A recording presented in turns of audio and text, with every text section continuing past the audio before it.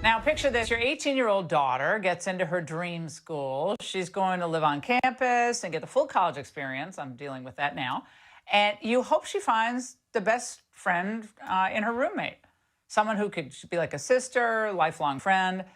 Except when you finally get your dorm assignments, you find out that roommate, Mary, went by Billy just a year ago. Yeah, it's disturbing, but it could be coming reality soon. According to the school's newspaper, Louisiana State University, LSU student government is now urging the college to let transgender students room with their identified gender. The resolution passed unanimously.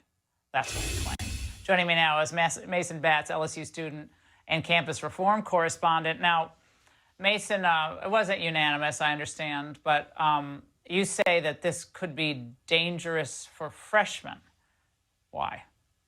Yes, Laura, particularly at LSU, where all freshmen are required to live on campus, and these students could be unknowingly paired with a biological male if they're a female and have to shower next to them, sleep next to them, eat next to them, and change clothes next to them, and I just don't think that's right.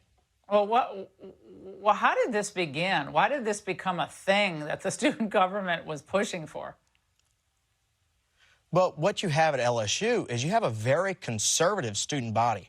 However, you have a very liberal faculty and a very liberal board of directors who pushed this out onto a small group of kids which call themselves the student government.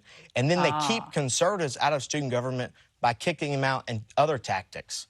Do you get to, well, don't you get to run for student government?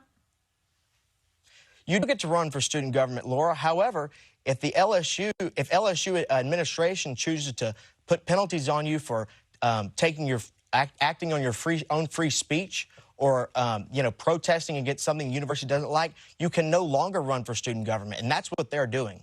Now, so you're saying, not to get into the weeds here, but you're saying that outside forces influence the student government, and the student government adopted this, pushed this proposal. This wasn't organically an idea within the student government, which is comprised of students, obviously. So that's what you're saying?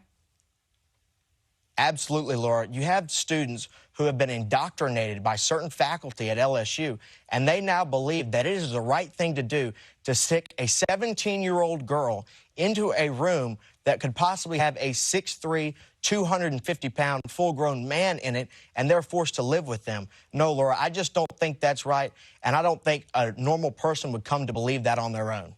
Would you think that this is going to actually succeed as an initiative at LSU? Thank goodness, no, I don't think it will, Laura.